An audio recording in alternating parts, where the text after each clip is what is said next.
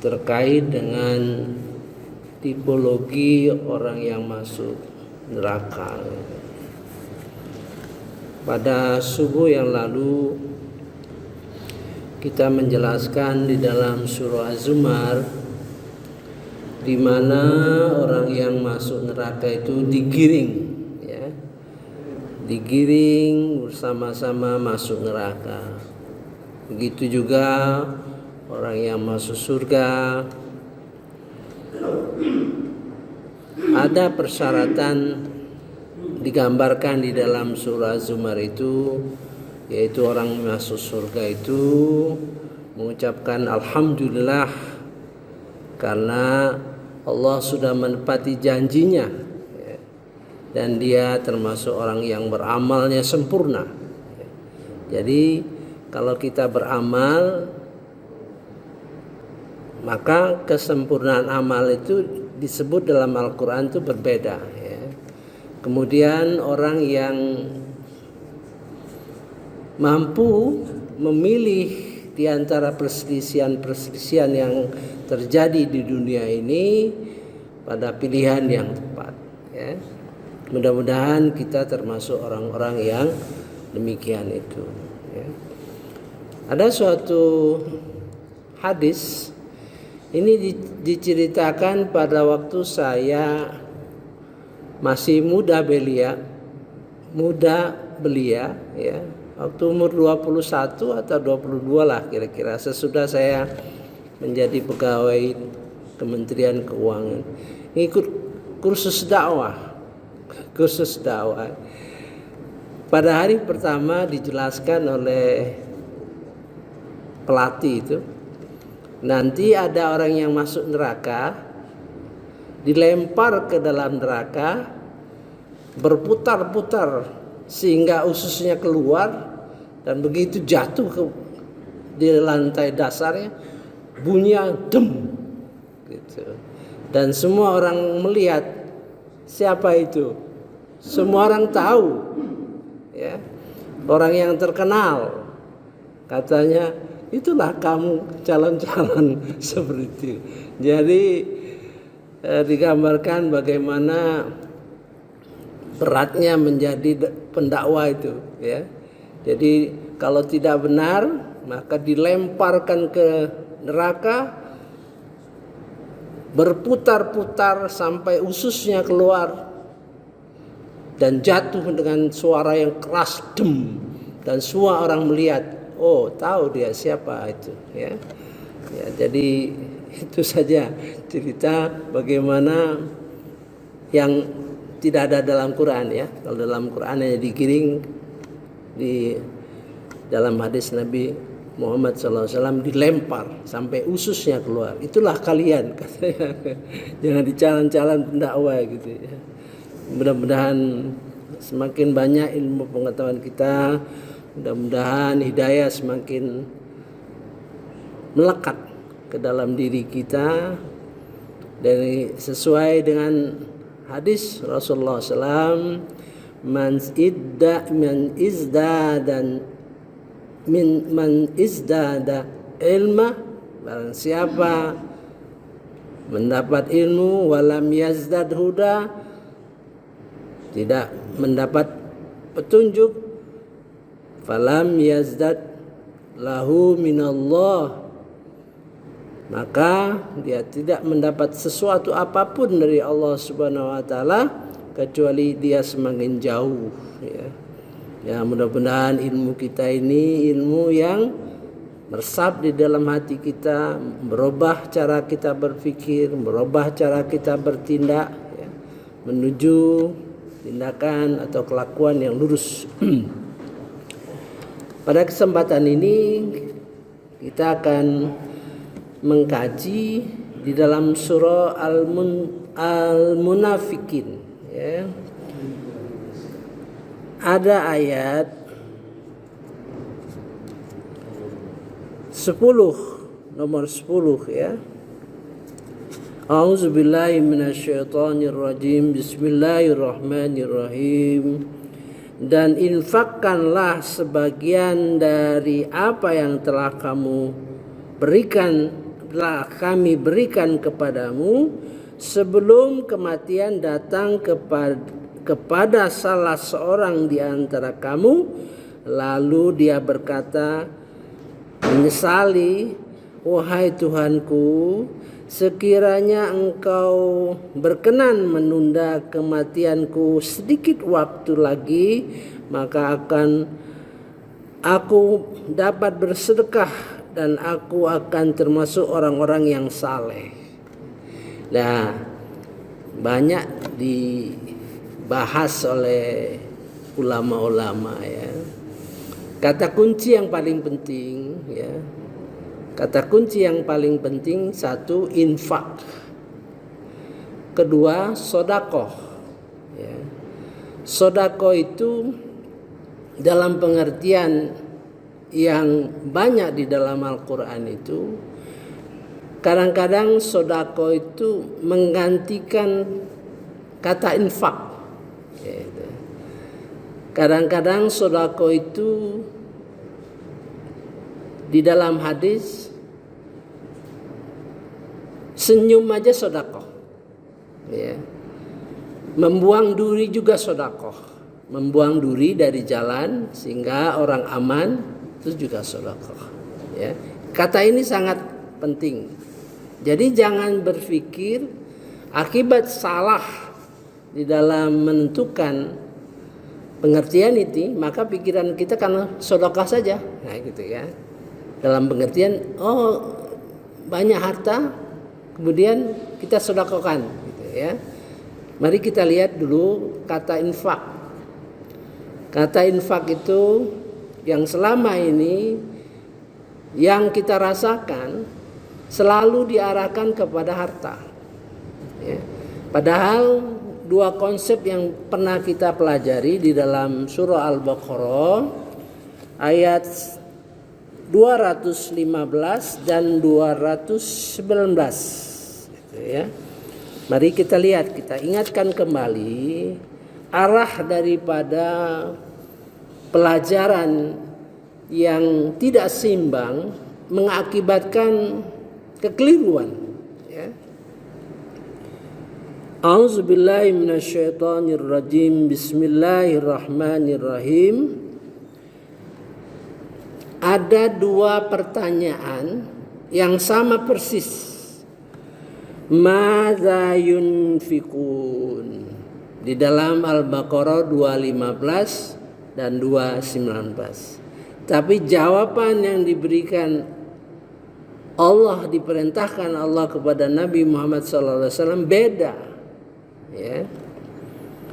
Dalam ayat 215 surah Al-Baqarah, yas'alunaka madza yunfikun, mereka bertanya kepadamu Muhammad, madza yunfikun, apa yang mereka infakkan.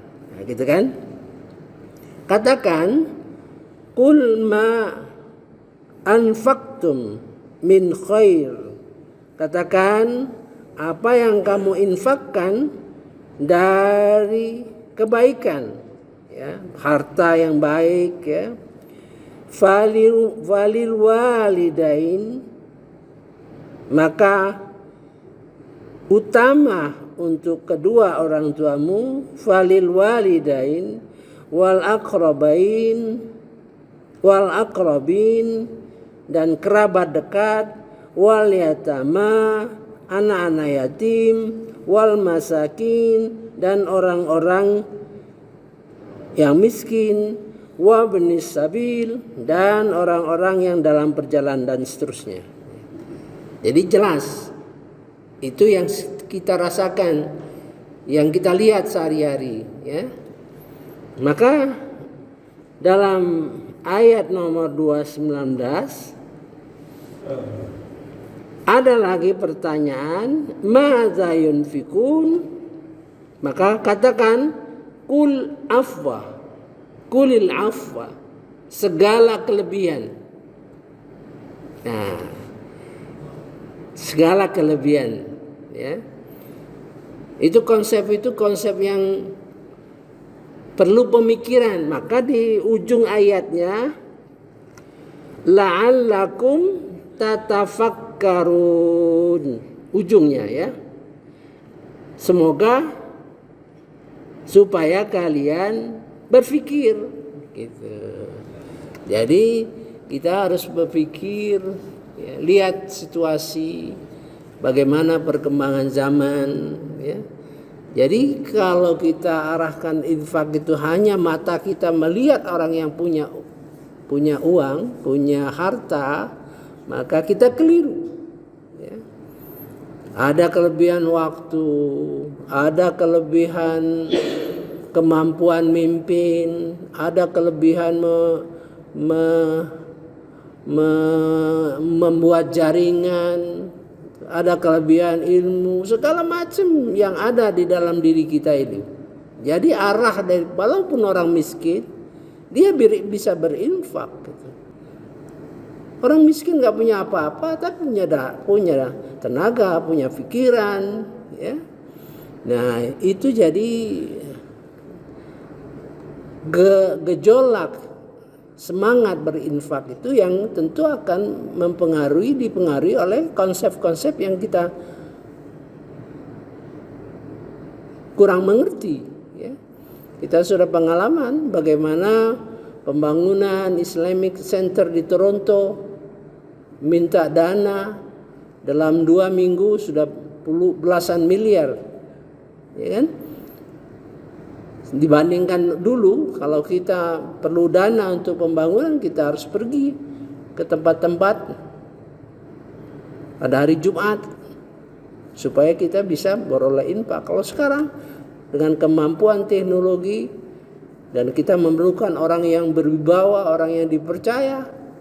Nah, konsep itu akibatnya sangat berpengaruh pada kemampuan kita berinfak dan kesungguhan kita berinfak. Saya sudah menulis 7 tingkatan infak di dalam Al-Quran ya, dalam rangka menguatkan jiwa kita. Ya. Mari kita kembali di dalam ayat dalam surah Munafikun. Ya. Wa anfiku mimma razaqnakum. Berinfaklah apa yang kami berikan rezeki kepada kamu. Ya. Kum ini langsung bicara, Allah itu langsung bicara kepada kita. Wa anfiku mimma razaqnakum. Rezeki. Jadi konsep antara infak dan rezeki itu selaras. Apabila konsep infak di dalam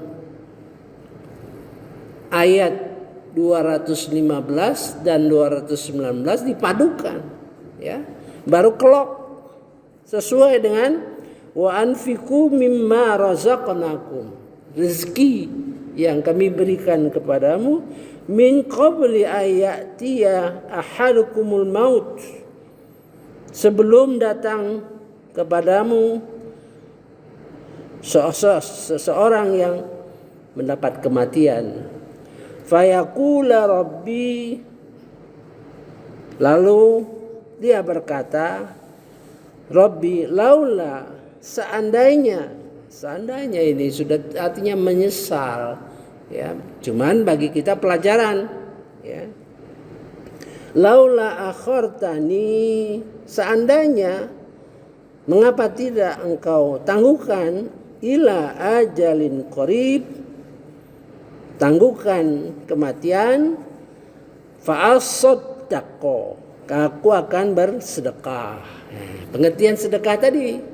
Jadi kalau kita perhatikan ya, untuk koreksi diri kita, apa-apa yang perlu kita tingkatkan, yang sederhana saja ya. Kalau kita kurang senyum itu sedekah ya. Kurang senyum sekarang, mari kita tingkatkan senyum. Nah gitu kan. Mari kita ringankan tangan membantu orang, ringankan tangan ringankan kantong kita membantu orang, terus introspeksi kepada diri kita, jangan sampai nyesal. Nanti baru terbuka, setelah meninggal baru terbuka apa-apa yang masih perlu ditingkatkan, bisa dilaksanakan, mengapa kita tidak laksanakan? Itu yang maksud di sini. Perlu kita koreksi ya. Fa'asaddaqa wa kum minas sholihin. Dan aku akan menjadi orang yang soleh. Artinya segala sesuatu yang memungkinkan kita menjadi orang yang soleh, ya, karena segala kebaikan-kebaikan yang bisa kita lakukan saat ini, saat di dunia ini. Setiap unsur yang membuat kita menjadi orang yang soleh, lakukan sekarang. Ya, kalau kita punya ilmu, berikan ilmu. Kita punya tenaga, pikiran, kita berikan. Jangan sungkan-sungkan. Ya, kita nggak ada duit, tapi kita punya pikiran, punya kemampuan dalam memimpin, kerjakan. Ya. Apa-apa yang kita lihat saat ini yang dapat kita lakukan dalam kebaikan, kerjakan. Jangan sampai setelah di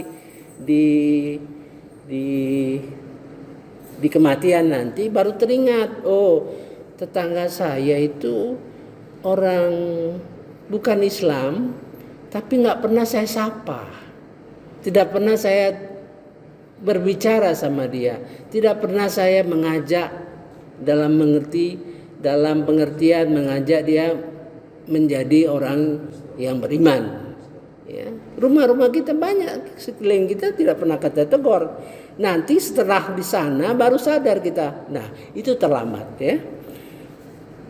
Mudah-mudahan ayat ini kita akan ulang kembali dan kita kaji secara mendalam. Jangan sampai pengertian yang sempit akibat pengertian yang terbatas, maka apa yang kita lakukan tentu terbatas ya. Subhanakallahumma wa bihamdika asyhadu an la ilaha illa anta astaghfiruka wa atubu ilaik.